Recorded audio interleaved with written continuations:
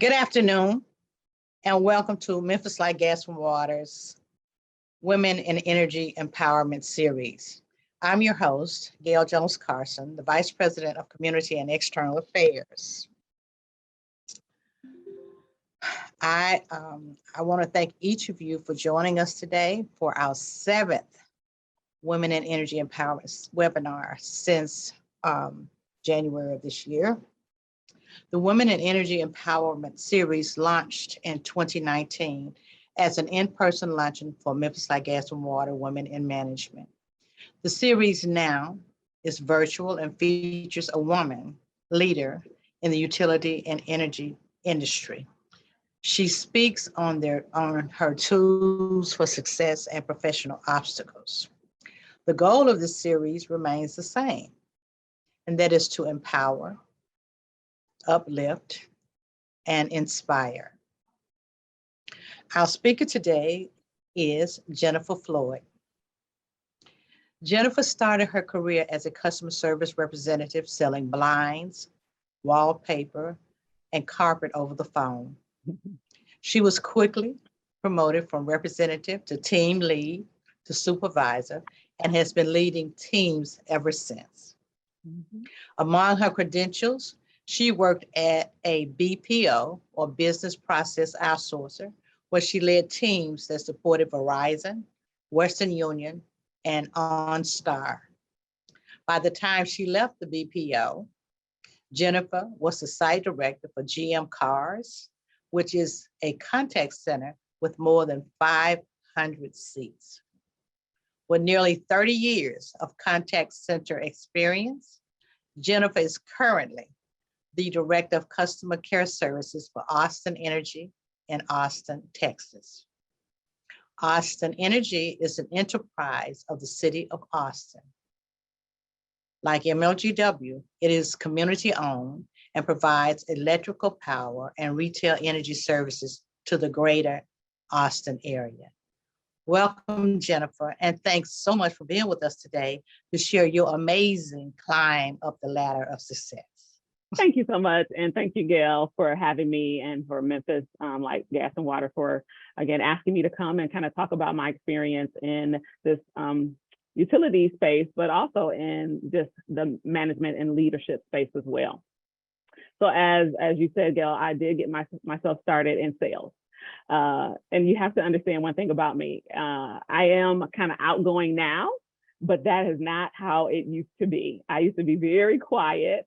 I wanted to be a librarian, hence all of my books here, because I have books for my team and I told them come in, check them out, what have you. But I wanted to stick to myself and just read books. I thought that was like the bomb career, is to work in a library. But my mother thought otherwise. She is a true leader, never really worked in the business world per se, but she was business minded, and she knew that I had a twinkle, she said, and it wasn't just to be kept in a library. So she made me go out and get a job at a department store, and I started selling there and fine jewelry. And I was selling fine jewelry. I tell people I was selling fine jewelry to people with no teeth. But hey, if they wanted diamonds on their hands, I would sell it to them. It didn't matter. And so I did that for a while and became a manager of the fine jewelry sales department for a store called Crowley. That store went out under, and it was a department store, and the jewelry place was, like a little section right inside of it.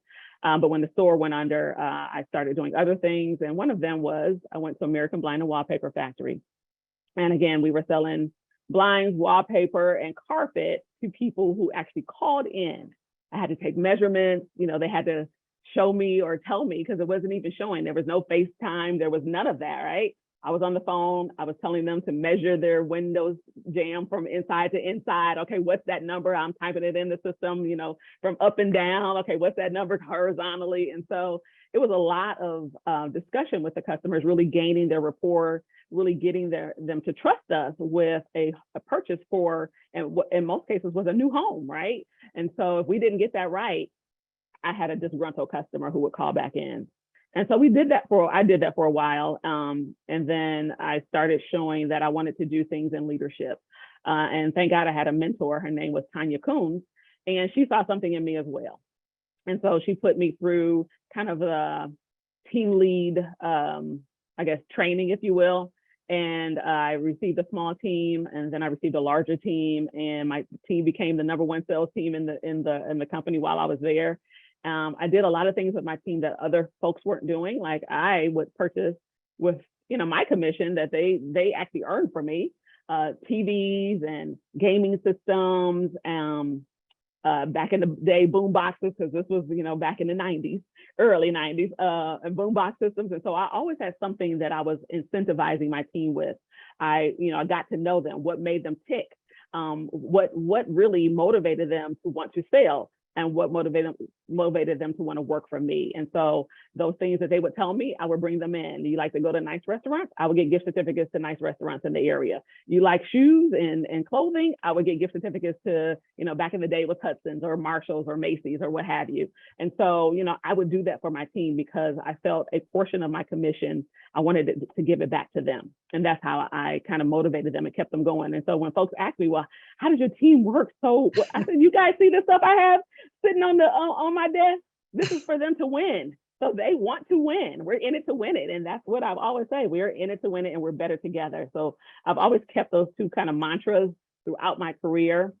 After I left American Blind and Wallpaper Factory, I followed my mentor, Tanya, to a company called EdCore. And we were a company that actually managed tuition assistance programs for Fortune 500 companies. Mm-hmm. So if they had a program where they were allowing their employees to go to school, they would call us. We would enter all the information into the system, where they were going, what classes they were taking, what their policies were as it relates to getting reimbursed ahead of time or after they received their grades. And we would, issue them a voucher that they would take to their college or university.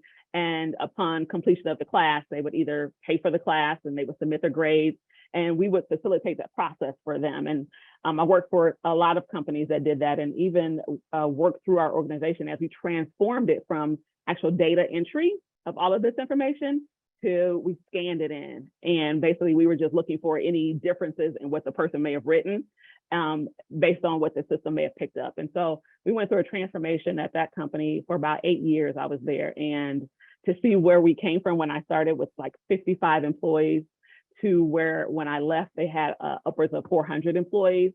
And I was one of their first directors of operations in the contact center. And so, that's another kind of story for me, because I thought it was just going to be a small company, and this thing blossomed, and they're still in existence today. They're actually owned by a woman. She took over the company from the original owners. Her name is Adrienne Way, if I'm not mistaken. And she became a woman-owned business. And that's huge in Detroit, in the Detroit area. So I also looked up to her when I worked for her as well.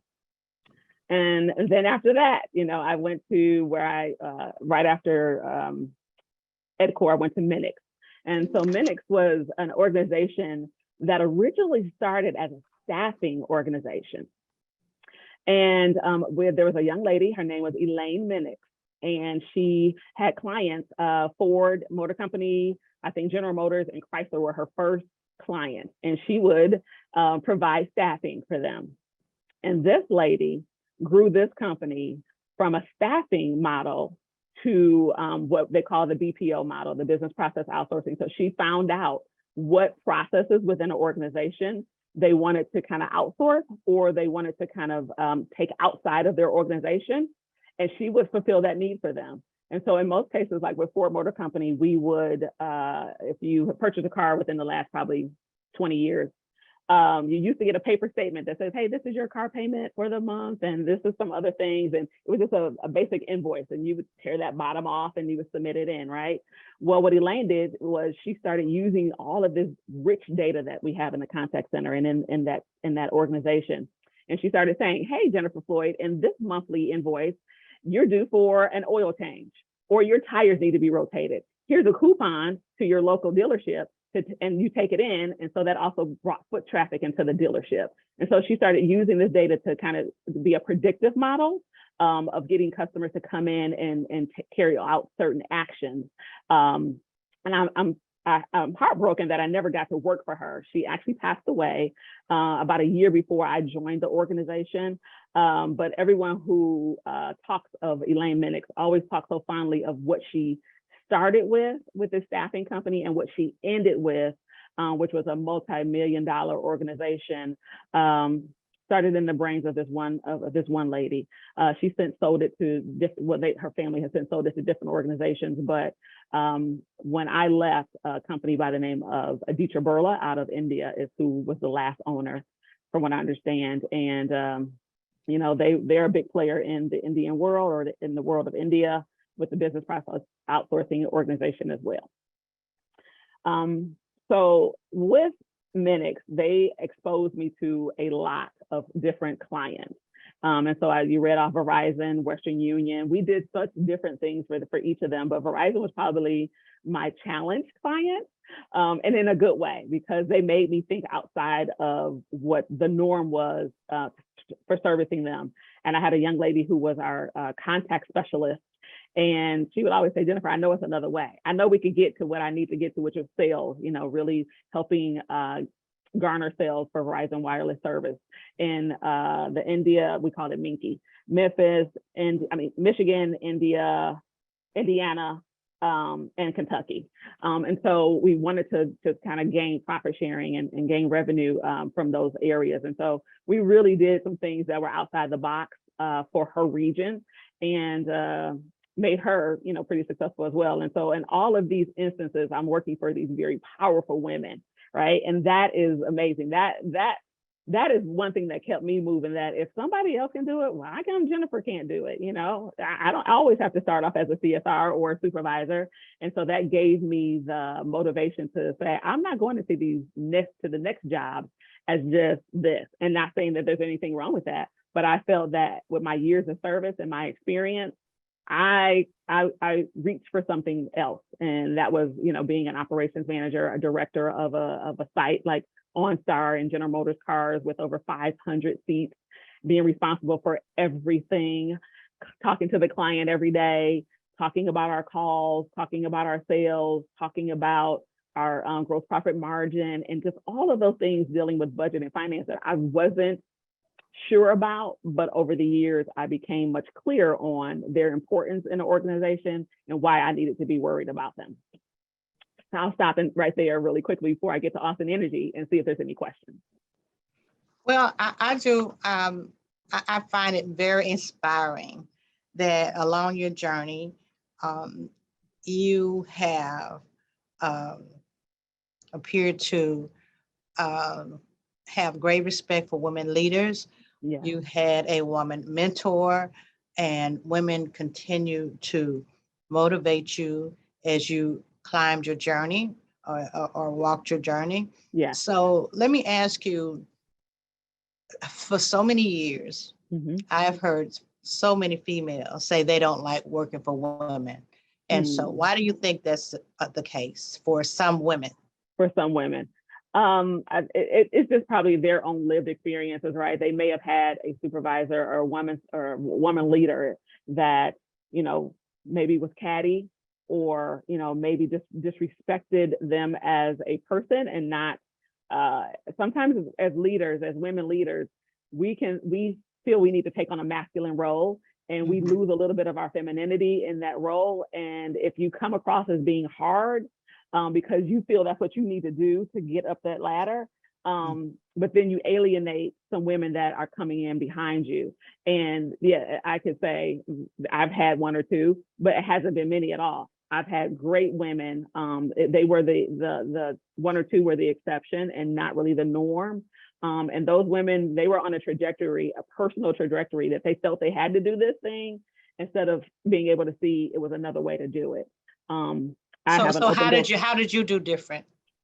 So for me, I actually had a male that I said, if I'm ever a leader, I will never lead my team in this way, right? He would come in and he wouldn't speak to us, or we would speak to him. You know, he would kind of look over and nod his head or whatever. Anything that we needed, it was really a battle to try to get us to be able to help him be successful. And I don't think he looked at it that way. And that's how I look at it. I look at it, my team helps me be successful, and I need to equip them with everything that they need in order for them to be successful. And so I was able to overcome the one or two that I had just gaining that rapport with them, kind of talking to them as a person and not necessarily as their leader. I'm a Christian, and so I lead with my Christianity as well. I call myself a servant leader, and so I look to serve them, right? When people would look to kind of shy away from them, I look to serve them and show them by my actions that they didn't have to be that way with me, and then not have to be that way with any other aspiring woman that they may have been alienating, and that I'm sure that wasn't what they were intending to do. And one young lady, she, you know, we actually, I'm not gonna say we had words, but you know, we had some discussions, and you know, I had to tell her, like, you are very disrespectful in how you approach people. You may not. And she probably would not have been that disrespectful to a man. No, and she wasn't that disrespectful to a man. But I told her tone, and the choices of words, the words that she chose, really prevented women from walking through her door. And they didn't want to talk to her, and I didn't want to talk to her, but she was my leader, and I had to, right? And so I said, but it's your words, it's how you say things to people, it's your tone that you tend to use, that people are like, they don't know if they can approach you today or not. Well, I'm going to approach you, and you're going to give me what you're going to give me, but I'm not going to give it back to you like that. And of course, I didn't tell her that, because I didn't give it back to her like that. I was just always just decent and respectful in how I approached her, and she started to soften up with me. But I also wanted her to know that that's how everyone was feeling. But I couldn't, you know, when folks say, well, everyone needs to come in my office and talk to me.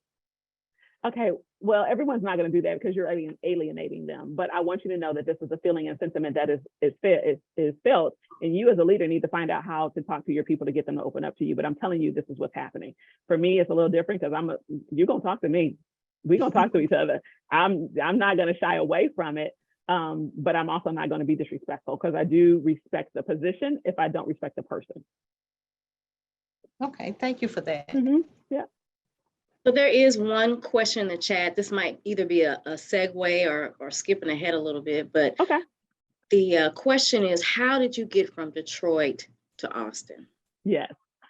So I was with Aditya Birla Minacs, and I had just finished being the assistant site director of the OnStar in Warren, Michigan, which is a large contact center. I think it's over 700 seats. And my mentor at that time, it was a man, his name was Matthew. And I love Matt, and I love him today. Hopefully he's looking. And we had a boss, and, you know, they wanted me to do something different. I will say that at OnStar, I didn't, how am I going to put this delicately? In my eyes, I failed, right? The client wasn't as happy with our performance as I wanted them to be. After I left, I found out there were some kind of internal conflicts between the two organizations that I really wasn't privy to. So the man who ultimately became my boss for General Motors Cars, who worked for GM, kind of told me, you would have never been able to kind of overcome these things because you didn't know the backstory. Because he was coming from GM, I was coming from our client, well, from Aditya Birla Minacs, and so I didn't know that conflict. So when he actually came in and he would tell them things, and I'd be like, you saying this to the client? He's like, yeah, because I know they are mess. Like, they did not do what they were supposed to do on their end, which is why we couldn't do what we needed to do on our end, but you would have never known that. So I stopped working on that particular contract, and I went and worked for Western Union. But in the meantime, my boss from India was working to give me another chance, and that other chance was in Austin. He said that he also saw something in me that he wanted to make sure that he could foster, because if not, he knew I was probably going to leave and go somewhere else and take my expertise, my technical advice that I would give to folks, and I would take it and go somewhere else. And so he's like, I got this opportunity. He offered it to me when my son was 2 years old. And I was like, I can't do that. I can't. So, 10 years later, he says, okay, the person who we gave this job to is leaving. I want you in this position. I was like, okay, you want me to move to Austin, Texas? Yeah. So 2 weeks before Halloween, I made my first trip to Austin, Texas, and met the site here in Austin. And I knew it was something that I needed to do. This was going to take me to the next level that I wanted to be taken to in my career. And just for me personally, after not being as successful at OnStar, I knew I needed to show myself here at the GM Cars account. And so I decided to take the position. I moved to Austin with just myself and my son, at the time was 10. I had no other family here in Texas. And I did it. No one ever thought I would leave my parents, my family in Michigan. I was such a daddy's girl and still am. And I decided I needed to take this leap, because if I knew if I didn't do it now or then, that I would not do it. And I would be, I'm not gonna say stuck in Detroit, but I wouldn't have left. I was, at that point, it was 10 years ago. So I was getting ready to go into my 50s at that point, and I wanted to do something different. And this opportunity really made that happen. And so I didn't realize, though, that again, there were things happening in the background that I wasn't aware of. Our company was going to divest from the Americas, and they were going to go back to India, which meant my center was closing. And so after a year and a half, I had to actually walk through 450 or so people and move them into the new contact center with the new client. So I made sure that everyone, with the exception of one employee, was placed with the new vendor. Everyone was very worried about what I was going to do, and I was too, but of course I couldn't show that, right?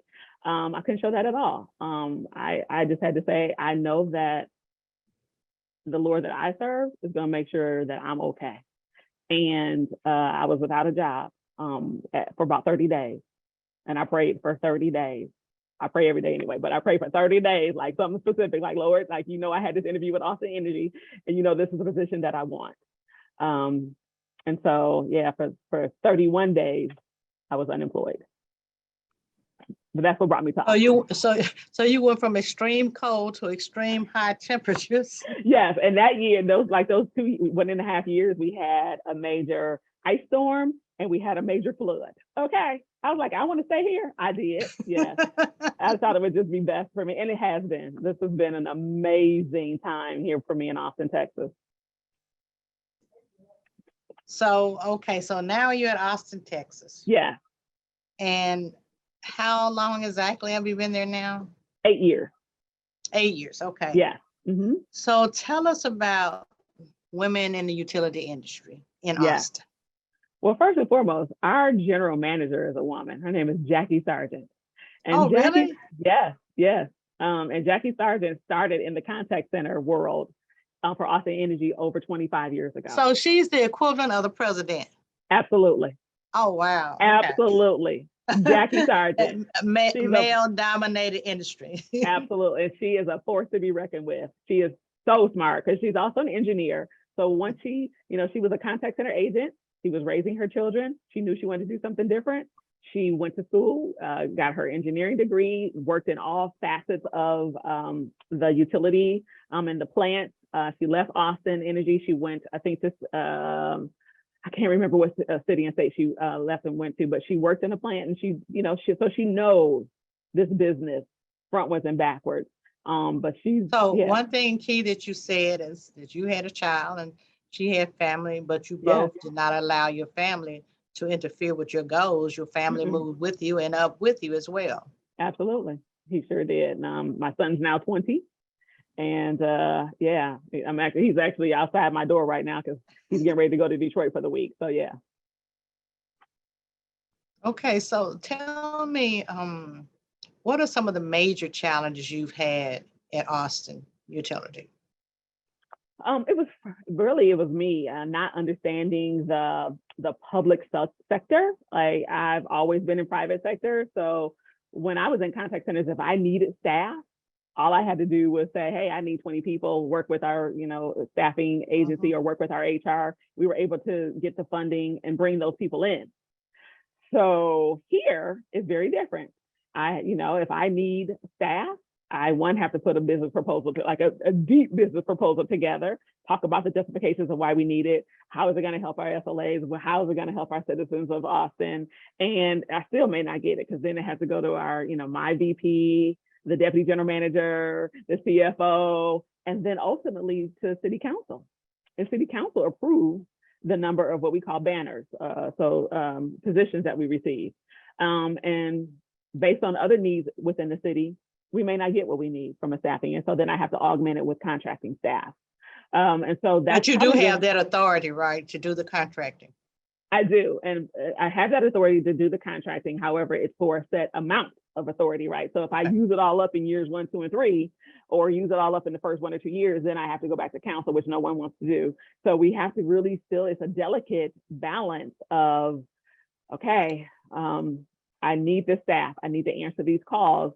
What else can we do? So we've done, here at Austin Energy, we've done this whole kind of automation process in the last 3 to 4 years, where we are automating a lot of processes and letting customers self-serve, and really just putting things through what we call our OCC, which is our online care portal. They can, you know, start services and stop services, transfer. Also, all of those things, pay their bills, set up a payment arrangement through the IVR. So we're really trying to put a lot of the control back in the customer's hands, so they don't necessarily have to speak to a CSR. And, how many customers do you have? We have 444,000 customers here. Well, I should say every month we create 444 plus or minus 1,000 bills. So is that just electric customers, gas customers, water customers? So we service all of City of Austin utilities, which is electric, water, wastewater, ARR, Gas. which is services, like refuse, trash, and that kind of thing. So yeah, we don't have gas. So gas is through a separate company, but Austin itself proper is predominantly electric. So let me ask you, how did you all pivot your call center? How did you pivot during COVID? During the pandemic, during 2020, 2021, how did you handle your calls? And how did you service your customers? Yeah. So initially, you know, we wanted to keep our folks safe. We wanted to get them home. The first barrier to success was really getting other folks within the organization, specifically IT, to get on board with that. But we didn't have laptops. Like, we had the big, you know, docking stations and the big, you know, PCs and monitors and what have you. And it was difficult. We couldn't see past that. And being the leader that I am and wanting to keep my people safe, I started internally a pilot that says, okay, so these people here, we're going to 10, 15 people, we're going to start, and we're going to take the entire desk with them. And that's a big tower, all of that. And, you know, IT was not on board. They were not on board, but I had to say, if everybody else in this organization is going home, I don't know what make y'all think my contact center not going home. Like, we're going to have to figure this out. How many did you have working? Total? 225. Call center agents? Yeah. Oh, wow. Okay. Yeah. We were getting into our peak season. So from December to kind of February, March, we're bringing on staff so that our peak season starting in April, May, June, July, we would be fully staffed. So we had brought on these contractors. And so we had about 225 plus or minus. Okay. So that's a mix of contract and permanent FTEs. Yeah. Yeah. Okay. Yeah. And so, you know, we needed to get them home. There was some angst about that process. And then, you know, us keeping, you know, this pilot, okay, they're working, they're on BDI, they're on, you know, whatever other services that we had. Because again, I tell people, I am not the technical guru here, people, but I need you guys to make sure that my people, what they see here when they're on site, that when they're at home, they also can see when they can, if they don't have the confidentiality of information, customer information? So that was probably the biggest thing. So what we did was we masked key pieces of data in our billing system. So a customer, you know, the CSR would type it, but the system would be masking. The only thing that the CSR would see was the last 3 or 4 or 4 or 5 digits. Okay. And then if there were things that we needed to do to start services and we weren't able to validate their identity right then and there, then I had a team that was on site. So I always had about 12 to 15 people on site, because either their technology wasn't strong or their web services wasn't strong at home, their IP wasn't strong, and so they would have to come in. So then we had them kind of doing the back end piece of identifying customers, going through what we call LexisNexis and validating their identity, and then starting their services after we've done that. And if we couldn't identify them, then we would have them go into a walk-in center. But at some point, the walk-in centers closed too because of COVID. And so it was really my team and us as a collective, all of the directors and our VPs, making a decision that at some point we're going to have to start these folks and start their services. And if they didn't pay, we go through the disconnection process, right? But we would have to start services. Like, we couldn't let that still be a barrier to our success. Well, have you all opened have you started your walk-in centers again? Or are Yes, the community centers open? No, they're open, and we actually even opened up an additional one in this year and a half as well. Wow. So how long were they shut down? They were shut down for almost a year. Oh, almost a year. So how many total community offices do you have? 3. 3, okay. Yeah, we have 3. Yeah. And that 3 includes the one you added? Yeah, that includes the one we added. Mm-hmm. So do you have any union employees under your auspices? We do. I can't even tell you how many, because I will be honest with you, the union, while their presence is here, is not a big presence, because since I've come on board, I lead with fairness, integrity, decency, and respect. I work with the unions if we have any issues. I mean, it's not like it's an adversarial type of relationship. I help them understand what the issue is, and really, at the end of the day, why it's not servicing our citizens. Why what this behavior this person did, good, bad, or indifferent, is not conducive to us doing business for our citizens of Austin. And would you want your grandmother to have to deal with this? I personalize it. Would you want your loved one to have to handle this type of situation and knowing what happened as a result? You wouldn't. So this is not what we want either. So either they can clean this behavior up, or we cannot have this behavior on our phone. And really, it's as simple as that. Yes, I know you have a job to save your employees, but they also have a job to save themselves. So, yeah. So in addition to the call center, are you also responsible for operations, having customer services connected, disconnected, turning pilot lights on, and other operations under customer service? So no. So I have peers. I have turn ons and turn offs is a director, and then it's called RMC. And basically that's our remote services. And then we have a director of billing and payment services. It's 2 separate. So one is billing, and the other one is payment services. And then the third is like our escalations that come from like city council. Okay. And then some other kind of ancillary processes that they assist with as well. And then also what they call our CAP, which is our customer assistance program. So we have one director is over the CAP and the escalations. And that customer assistance program is an amazing program here in Austin, Texas. We help probably over 100,000 customers who would routinely, be cut off of services if they didn't have this assistance from our partners and the services that we provide them. Okay, so do you all have smart meters? We do have smart meters, yes. Mm-hmm. So we have some that are remote RSS, and then we have some that, somebody still got to go out and just kind of scan it. But we're moving to where, our RMC team doesn't necessarily even have to go out into the field. Okay, so I'm going to move to some of the questions we've received. Yeah. One person has asked, it's always great working for empowering women in leadership. What is some advice that you would give to someone who aspires to be in leadership? One is the thing that I stand on is, be decent and respectful to people. That goes a long way. How you choose how you speak to people very intently, right?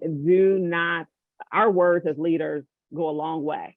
What we may say, quickly, someone may take it a whole nother way. And it wasn't our intent, but the impact that we have on them is great. And so I'm always very intentional with how I speak to my team, how I interact with my team, and actually interacting and engaging with my team, right? So that they don't think I'm just a figurehead just sitting here, just not talking to them. No, I engage with my team, even through the pandemic. I may not have emailed everyone, but I know I've emailed a lot and just asking how they're doing. We've had some births. We've even had a death. This last week, one of my employees lost her battle with cancer. And so, we're actually dealing with that right now. And I have EAP counselors on site. And so it's really just them knowing that one, I'm engaged with this process. I'm making sure that we have EAP services available. I'm making sure I'm communicating with folks, and never stop talking to them. Like, never stop communicating, and in your communication, just be decent and respectful. That's great. So the next question is, what are some ways you foster potential employees who are in your organization? One, I give them a chance. Everyone knows me. I'm the person that sees that spark, because people saw a spark in me that I didn't even know was there, right?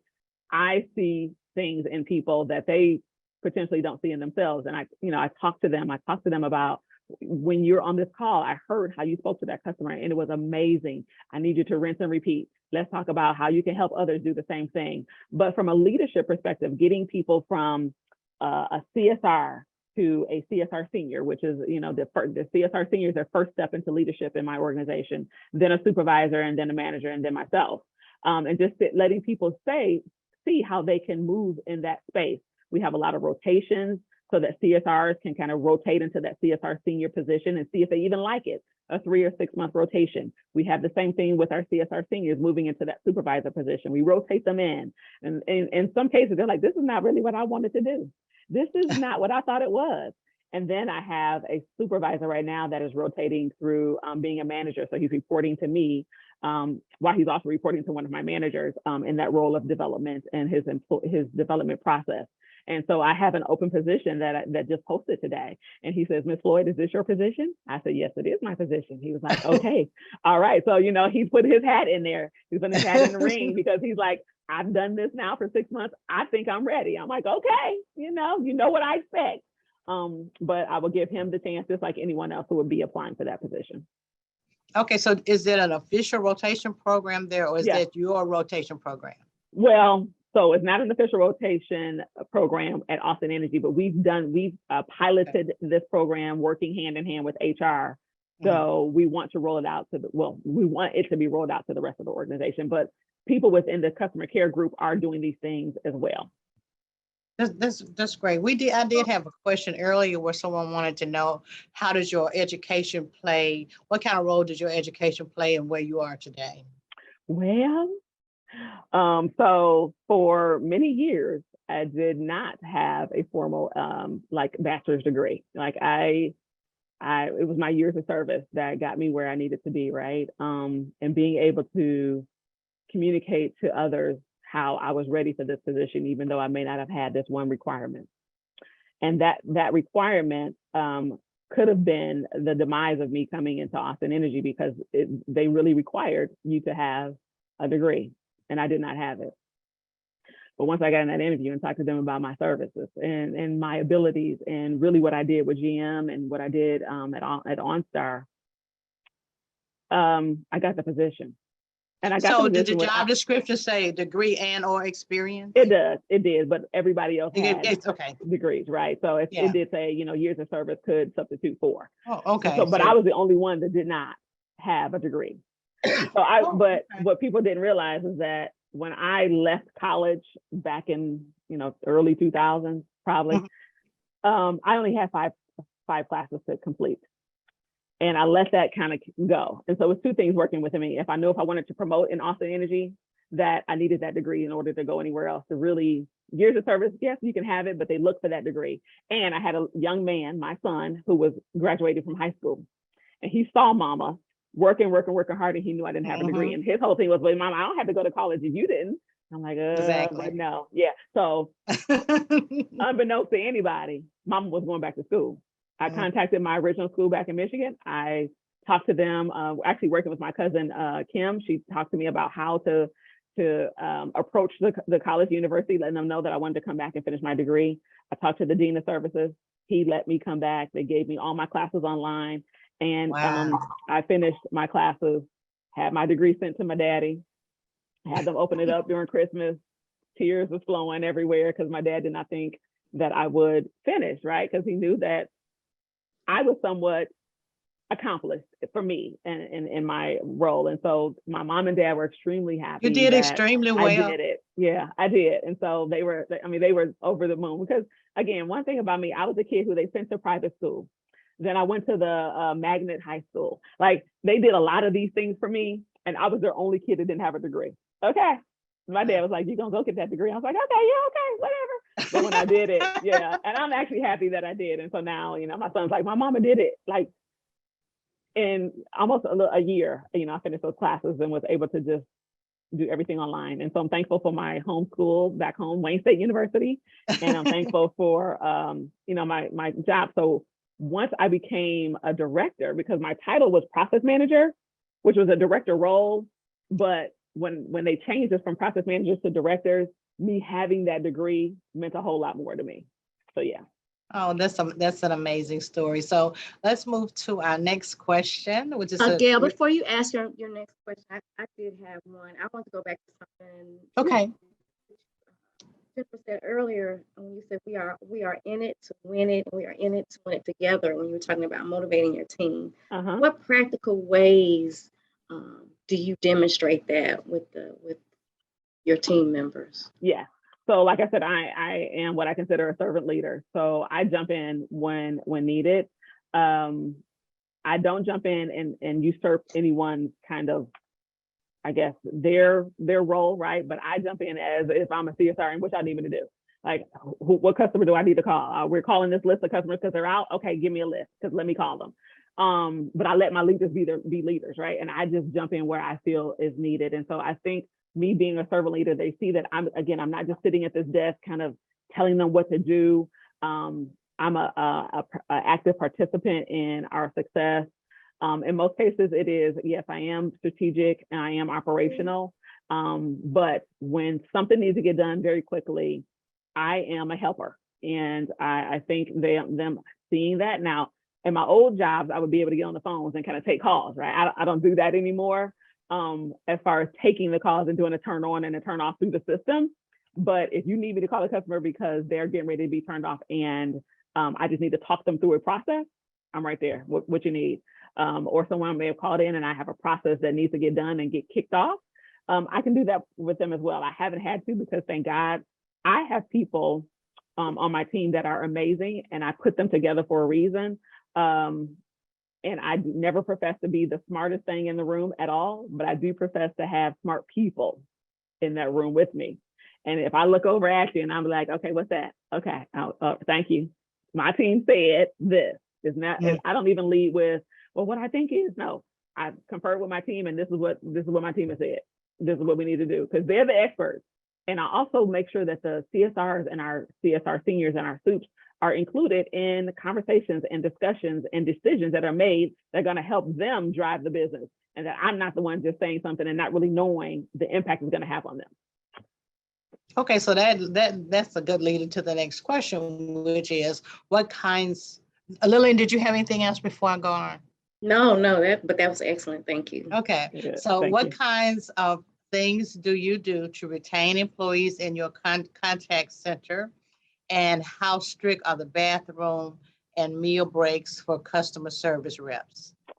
Okay, so the things that we do, one, we use our tools, like Microsoft Teams. We have open forum so that anyone can come in and talk about what's going on with their day. People jump in, kind of help them through that process. If someone says, hey, I need X, Y, and Z, somebody's gonna raise their hand and say, hey, Jennifer says she needs X, Y, and Z. What can we do to kind of help her? When we were doing things for Christmas and giving to the needy, there were some folks that says, hey, some of our contractors are just as needy. Like, we need to do things internally. So we started, okay, who has a need and how can we service you? So we do that. And then the supervisors are engaged with their team every day, all day. The managers are engaged with the supervisor and the teams, again, every day, all day. We bring them in. Our goal is to bring everybody in once a quarter to have like an employee engagement activity with their team and with the other leaders, but not everybody at the same time. So it would be one or two teams, maybe a morning team and an evening team kind of come in into the office and we have an engagement. They're not necessarily on the phone, but we're engaging and letting them kind of see each other. Because sometimes some of them haven't even seen each other in 2 years. And that's when we had our first ones. They're like, I haven't seen anybody. And then some of the contractors were like, I ain't never seen none of y'all. So, it's just good for people to really be able to put that face to a name or that voice to a face and really talk to each other. And then for me, myself personally, like I've taken my team bowling. I want to go axe throwing with them. You know, every time I would kind of plan something, COVID would rear its ugly head.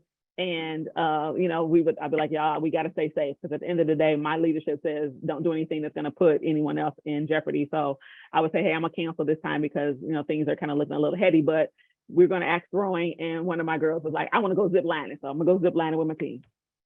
Well, and then that kind of, one of the questions is what type of incentives do you offer employees in the call center? So we don't do a lot of incentives. We don't do any incentives. Okay, I'll just go say that. I mean, when they come in, I may do pizza. You know, I can buy them food, but I can't give them anything from a city kind of municipality perspective. So that's not something that I can do. And so, a second part of the other question was, are we so strict with breaks and stuff, right?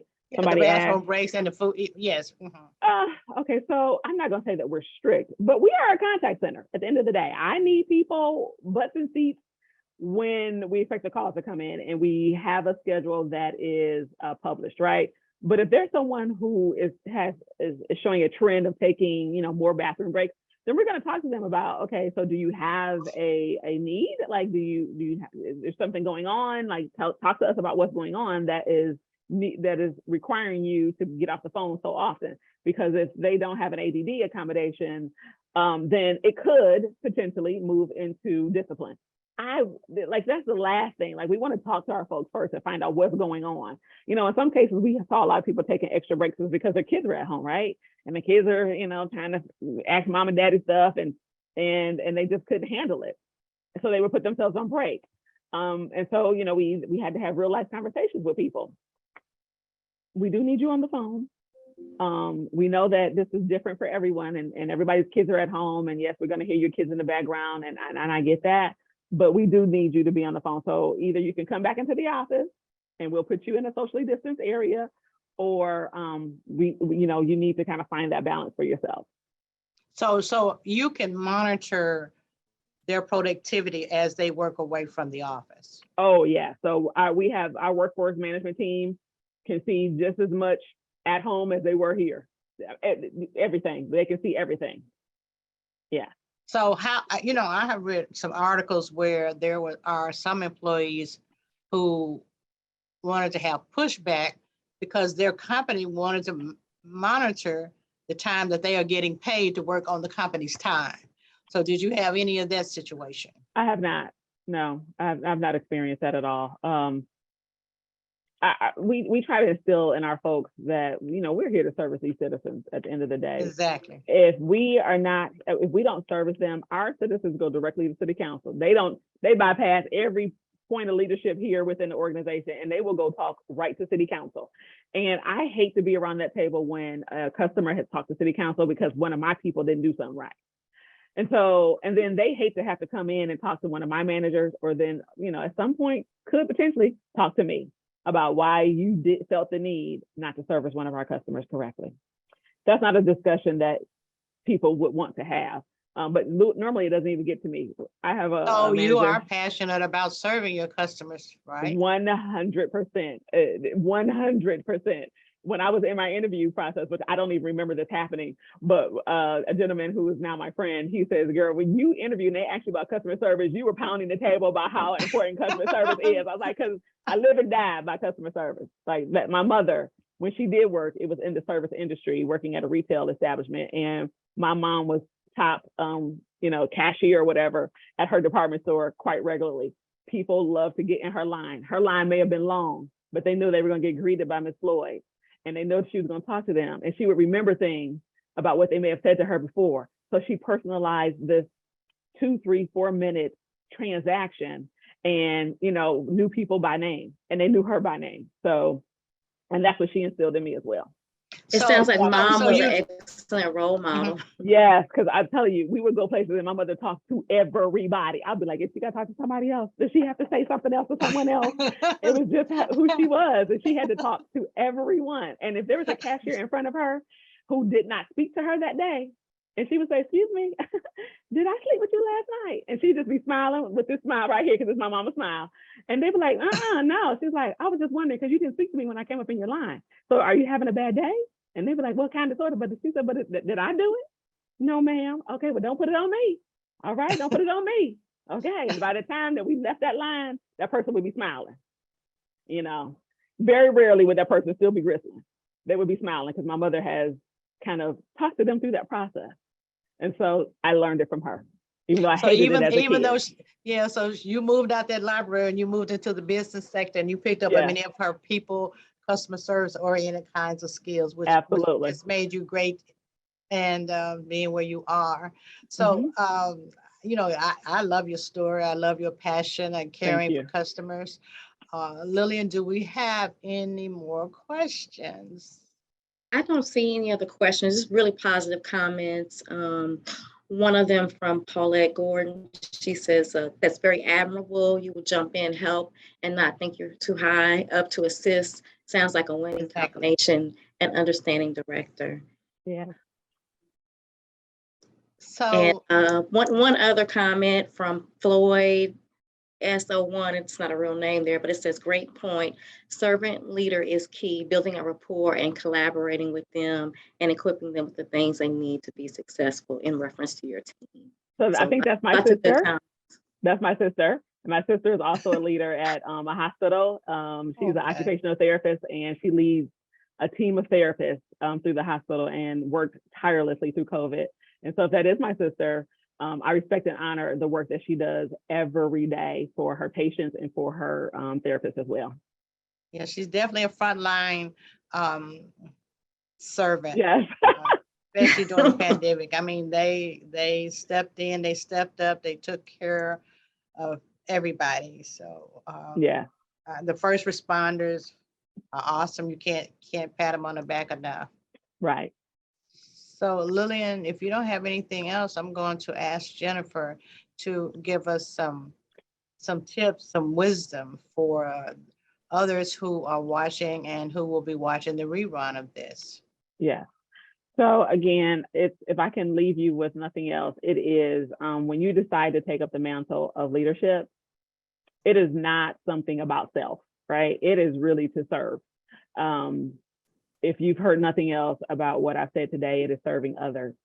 It is so important when we get into this business of leadership. So some people like to say, hey, you a boss. And I'm like, no, I'm a leader. I want, when I leave an organization, that what I've instilled and poured into people doesn't leave with me, that I have left a legacy, even though folks may not know that it was Jennifer Floyd that may have done X, Y, and Z, that it was Jennifer Floyd that did X, Y, and Z. And so when I leave someone, I want to make sure that they're better than when I started with them. And that's in everything that I do, from me and my son making baggies of food and socks and personal care for the homeless folks that we encountered here in Austin, Texas, when we first got here. And it really poured on his heart that there were people begging, on the streets, because we really didn't see that in Detroit. Even though people think Detroit is poor, we didn't see this level of panhandling, if you will. And so my son had a heart for others, and we did something to make someone's interaction with us, even at that stoplight, a bit better than before they left us. Before they even encountered us. And so he still has a heart for that and serving others. We serve in our church. Like I said, I'm a Christian woman, and I lead with the virtues of Christianity and being a leader.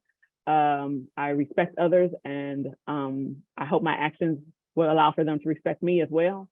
I don't lead with God, if you will, but I do lead with my action being a light and showing people how they can show up in this world, even being a Christian leader in the private and public sector.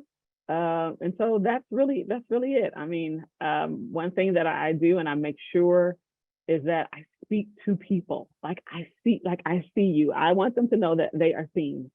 I never want anyone for me to pass them and I did not say anything to them and it makes them feel some kind of way. So I acknowledge people, and I talk to people and I see them. So yeah. And I see myself in you. Oh, and thank you. I am hoping that males as well as the females are learning a great deal from you about treatment of people in general, treatment of customers, and treatment of your employees. And I do want to thank your beautiful sister for being on here with us today. And thank you for her caring and her just being there for people and her customers. Yeah. So also someone says, love your positivity and thank you for being a servant leader. We thank you, Jennifer, and thank you so much for being with us today and sharing your wonderful story. Thank you. Have a great day. Thank you. You too. Thanks everybody for being Bye, with us. everybody. See you the next time. Bye-bye. All right. Bye.